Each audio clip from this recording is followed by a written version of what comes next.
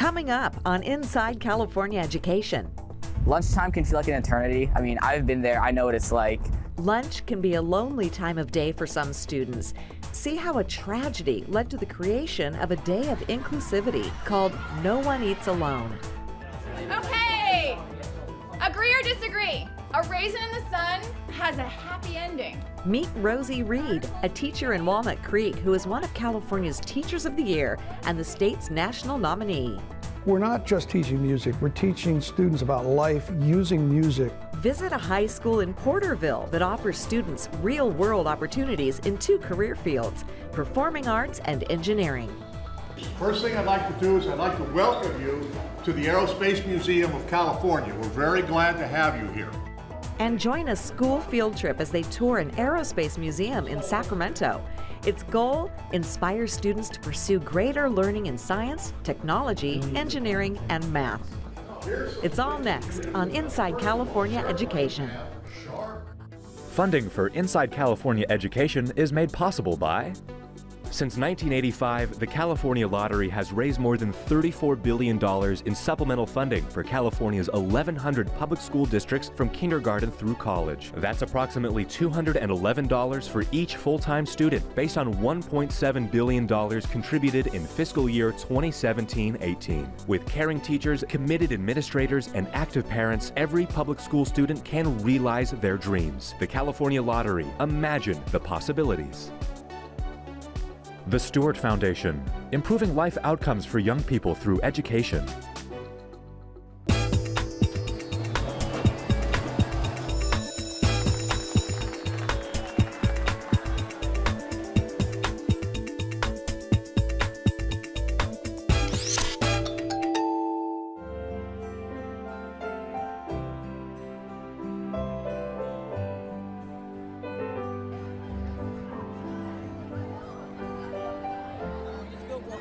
Right now it's an epidemic happening in this country. People are feeling alone, they're feeling isolated, people are scared of differences.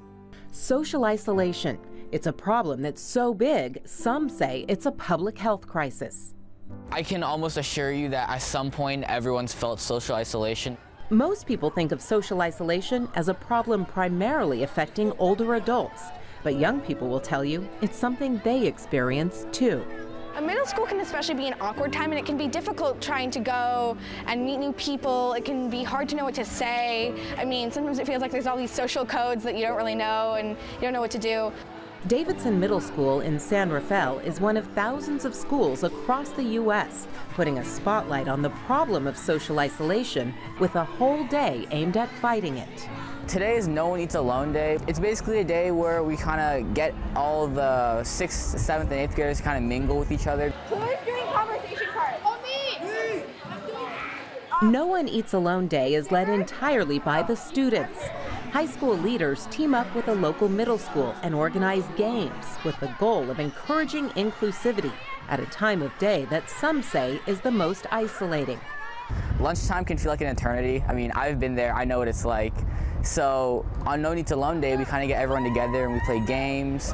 We get to know each other. We hand out wristbands and stickers. And it's just like a fun time overall. Can I get bracelets? Yeah, here you go. Can I get like 3? You get 2. We have a big group of people in a circle, and we pass the yarn around until it makes a big intertwined web, and we bounce a ball or balloon up and down on the web. And the point of that activity is kind of to show, like, when we're together and we're connected, we can do so much more than a single person can. No One Eats Alone Day was created in 2012 by a nonprofit called Beyond Differences. Their focus is on eliminating social isolation, starting with where it often begins, in middle school. It's an age where kids start to care about fitting in and all too often feel like they don't. We learned that painfully, my husband and I, who co-founded the organization, by watching our daughter go through middle school, and lunch was her worst time. Lily, who had craniofacial syndrome, eventually left public school because it was so isolating and so painful. She passed away at age 15 from medical complications. Beyond Differences was formed after her memorial when other kids heard Lily's story and could relate. They wanted to honor her memory while also shedding light on the problem of social isolation. No One Eats Alone, I think, is really about making sure that everyone feels safe and included and like they have a space here at Davidson. Experts say social isolation affects more than just a child's mood. It can affect their self-confidence, their health, their grades, and their future. The Surgeon General says 46% of students report feeling isolated every week. It's a problem middle school administrators recognize too. Since its launch, No One Eats Alone has grown from one school the first year to 2,500 schools throughout the U.S. Days like this really affirm what we're doing. Is I see the teen leaders and the middle school leaders just really step up and put themselves out there, and they want to make their community better. They want an inclusive world. Would you rather live out in the country or in the city? Oops. I love this event because I feel like it really does bring Davidson together, and it really reminds everyone that we're so much better when we're all connected, and it's all about just being together, being a whole, and helping everyone out, because one person's success is all of our success. I've been exactly where these guys are. I've been a sixth grader who was kind of shy and who was just trying to get the hang of middle school, and like kind of coming back and leading this, it's kind of like moving to me. I hope this becomes a day-to-day occurrence. I'd love to see children connect with one another and form friendships that last beyond lunch today. And even if that doesn't happen, I bet we made a lot of children feel visible who don't always feel visible. And if that can last, I'll feel so grateful that that's the job we've done. Can you guess how many children are enrolled in California's pre-K through 12th grade schools? Is it A, 2 million, B, 6 million, or C, 12 million? The answer is B. More than 6 million students are enrolled in public schools across the Golden State.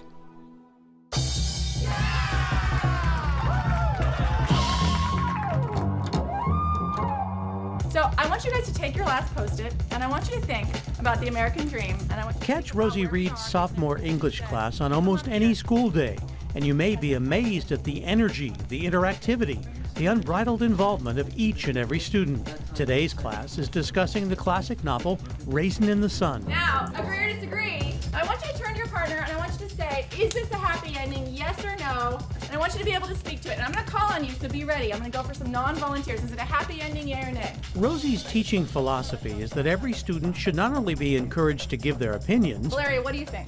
but be required to defend their viewpoints while listening to others. One big reason why this impassioned instructor at Walnut Creek's Northgate High School has been named one of California's 5 Teachers of the Year, and its representative for the 2019 National Award. It's not about a whole bunch of content standards. It's really about skills, and it's about teaching kids to be critical readers, critical writers, good thinkers, good speakers. I love seeing students engaged in big issues. I love seeing students debating, disagreeing respectfully, having civil conversation about things that matter and that they care a lot about. I think that's one thing we really need to work on as a society, is talking to people respectfully who completely have different opinions than we do. And I think that if we can train them to do that in this setting, they'll be better equipped to do that out in the world. She inspires us to be better at what it is that we do.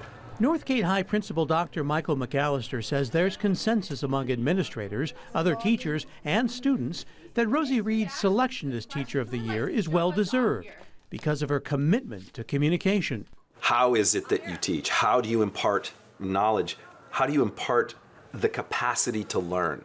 There's a huge difference between somebody who's delivering information that you're supposed to somehow regurgitate in the form of an assessment, or somebody who is giving you the techniques whereby you can enhance your own learning experience.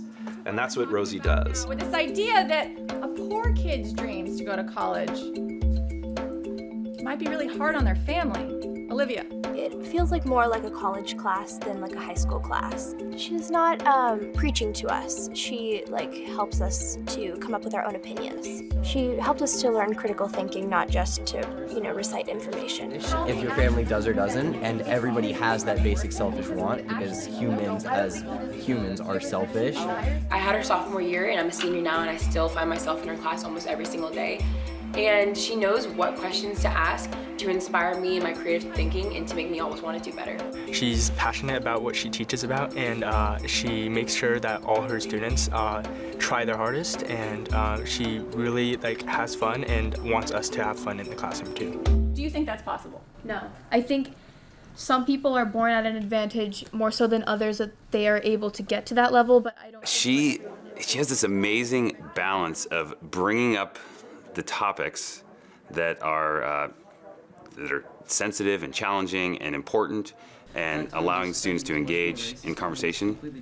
Corey Starr, who's been a teacher for close to 3 decades, says she's both amazed and inspired by Rosie's boundless energy and relentless focus on her kids. How do I make their day better? How do I make their educational experience better? How do I make their connections with each other better? How do I make their interactions with teachers?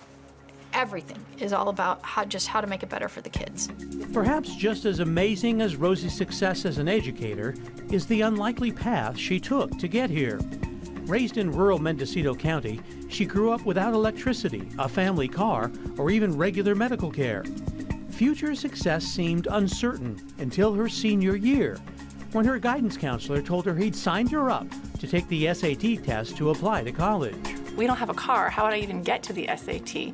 It's 2 hours away. And so my basketball coach was standing right there, and he said, I'll drive you. So he picks me up at 5:30 in the morning.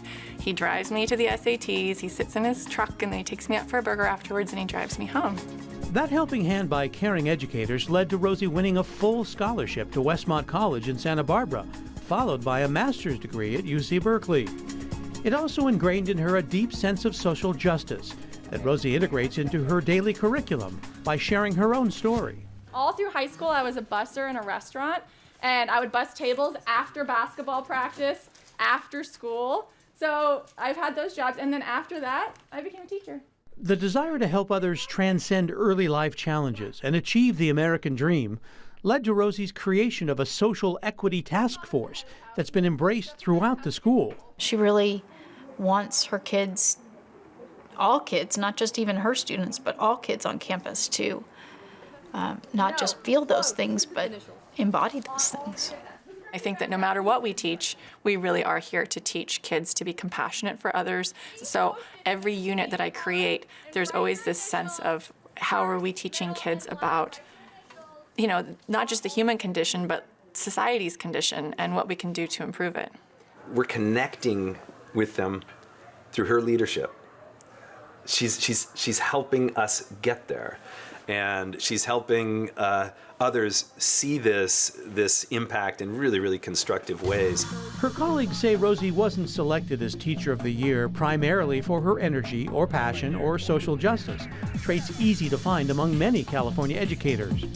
What really stands out, they say, is her exceptional ability to connect with students, to help them grow both academically and emotionally, and set them firmly on a path to good citizenship.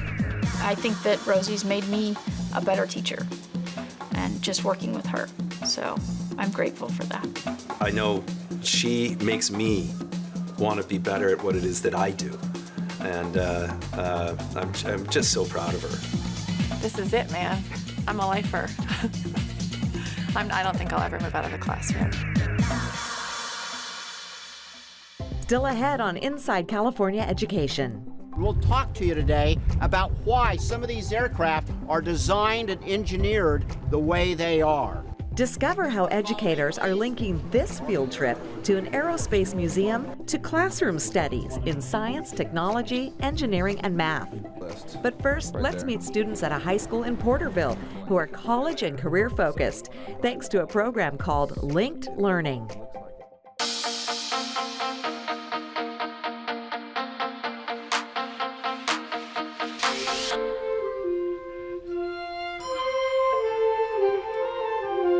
Paloma is a senior at Harmony Magnet Academy in Porterville, a town in the Central Valley about halfway between Fresno and Bakersfield. Clarinet, that is so beautiful. Although she's mastered the clarinet at Harmony, it's not her career goal. She wants to be a civil engineer or architect.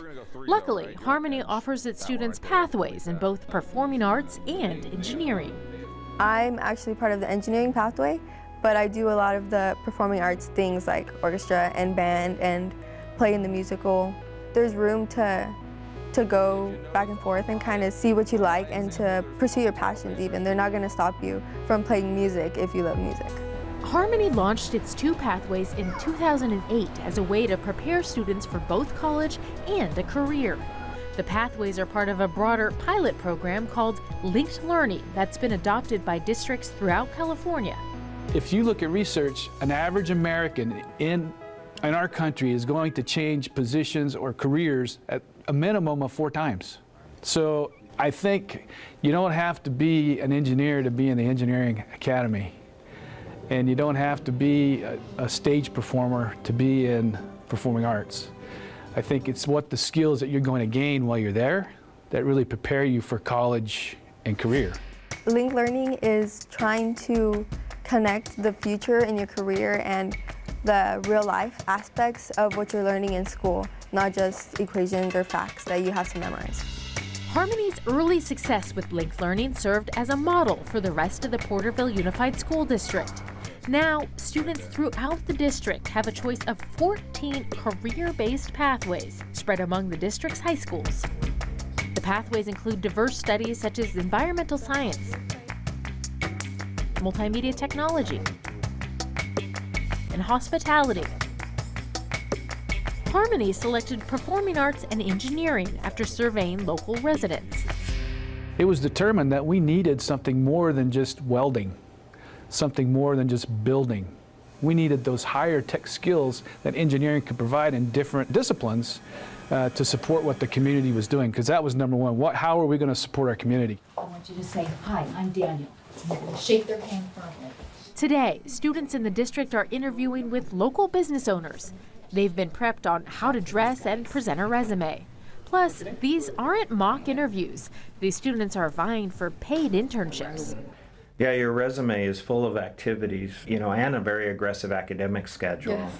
Our community is filled with farm labor families, and so these students have had real work that they can talk about that employers respect. And these students don't necessarily realize that.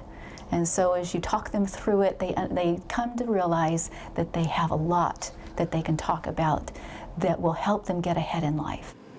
In addition to the internships, many class assignments are real-life ventures too. 12th grader Luke and some of his engineering pathway classmates are designing a house for Habitat for Humanity. What we do is we take what they want in a property that's actually across the street, in an open lot, and we design them a house that fits their needs, but the trick is that it has to be within the Habitat for Humanity, those standards. We don't just sit down and write equations and do the math, simple math problems, but we're applying that in a real life setting to a real life project. Here's the problem, let's solve the problem. Performing arts students at Harmony have unique real-world experiences as well. Paloma and several of her classmates got a chance to perform at one of New York City's most prestigious locations, Carnegie Hall. When we went to New York, it was incredible to be there, to be in a city, because here it's more of a rural area. And then the stage was incredible. We looked out and these were strangers that said, wow, they must be good. And they expected us to play at a certain level. And we lived up to their expectations. And actually we received a standing ovation. We're not just teaching music, we're teaching students about life using music to do that. And we're trying to acculturate the students, bring them to the existing society, which includes everything from the classics to pop and rock and what they're used to. There's music is ubiquitous, it's everywhere, So acculturate and then try to take them slightly forward, but give them the skills they need to succeed if they choose later on. I think people forget that end product. Pathways does not forget that. They emphasize it. No matter which pathway students choose at Harmony, the end goal is the same, to prepare them for both college and a career. Luke dreams of being an architect one day, a goal that he says is within his grasp because of what he's learned in the Engineering Pathways program. My mom made me come here, and I couldn't be more grateful that she did, because now I have all these opportunities, colleges I'm looking at, these careers that I would have never been able to look into if I went to another high school. I tell them I want you to learn 2 things. I want you to learn problem solving and critical thinking. because you can't show me a job in life that doesn't involve critical thinking and problem solving. Problem solving and critical thinking are life skills that regardless of the career path they choose, I feel is going to help them down the road. I feel like I can see the dream. You know, some days it's pretty tough. You know, it'll be hours of homework. Right now, it's got a huge English assignment I got to do, but I feel like the dream is closer than it's ever been. Linked Learning was started by the James Irvine Foundation in 2009. It's grown from just 9 school districts to more than 100 statewide and is expanding to districts in Massachusetts, Texas, Michigan, and even Canada. How's it working? Studies show that students in linked learning pathways complete more college prep courses, are more likely to graduate, and are more likely to have part-time jobs that lead to well-paying careers.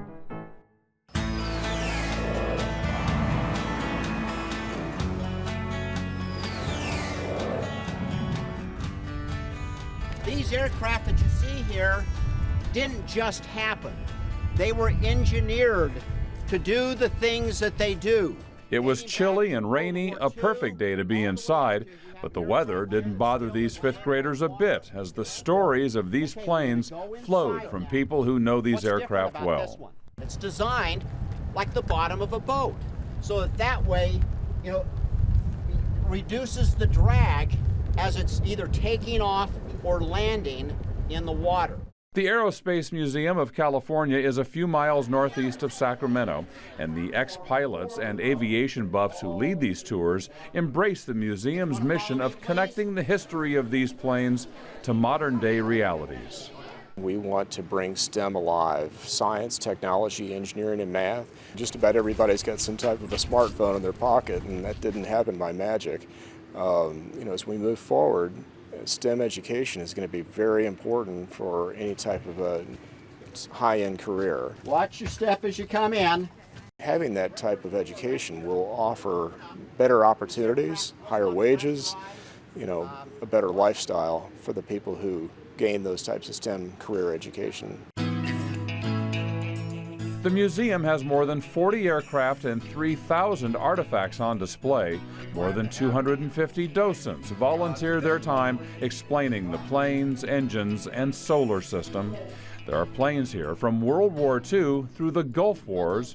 These kids are from Placer Academy, a charter school in Rockland, and this field trip hit the mark. And I like that they explain so much. Like, it's not like, well, we use this here, so okay. But they explain how and why and how it was engineered specifically to be used that way.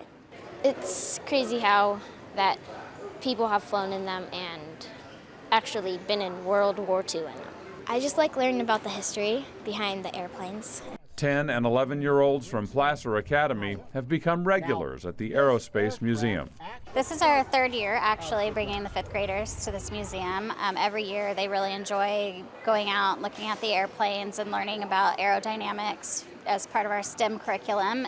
Jessica Alva is a math and science teacher who helps arrange the annual visits. She's thrilled the Aerospace Museum stresses that relationship between flight and those subjects that make up STEM. They're really gearing their exhibits towards school-age children.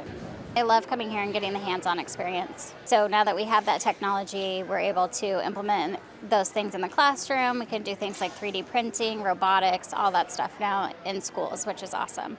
The Aerospace Museum is boosting its outreach to school districts to get more kids through the doors. Attendance this year is up about 20%. They say it's their mission of honoring the past while inspiring the future. Parents along for the field trip also appreciate the museum's purpose. It's an amazing experience for kids to get out of the classroom a little bit and get to put their hands on these things that they're learning about, see how all the science and math and engineering really ties into real life. It's not like, well, you can just study this and now you know about it, but then if you know that you can actually use those skills for something in real life, then you might be more interested in learning about them. While the kids toured, parents and teachers were allowed a few minutes on flight simulators in the museum's flight zone. It's no wonder the popularity of this place is on the rise.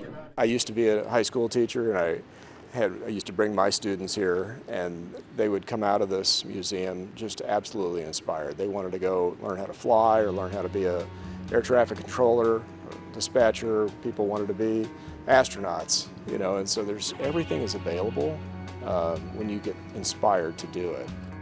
That inspiration is available 6 days a week at the Aerospace Museum of California, where parents, teachers, and kids couldn't be more welcome.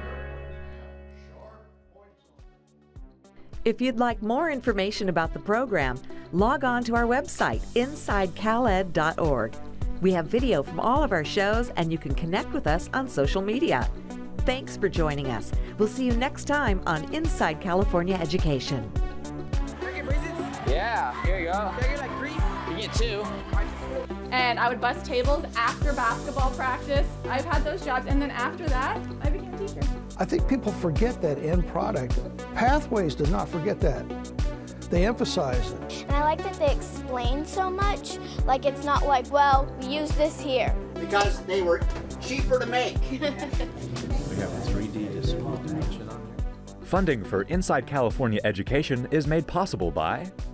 Since 1985, the California Lottery has raised more than $34 billion in supplemental funding for California's 1,100 public school districts from kindergarten through college. That's approximately $211 for each full-time student, based on $1.7 billion contributed in fiscal year 2017-18. With caring teachers, committed administrators, and active parents, every public school student can realize their dreams. The California Lottery. Imagine the possibilities. The Stewart Foundation, improving life outcomes for young people through education. Additional funding for Inside California Education is made possible by these organizations supporting public education.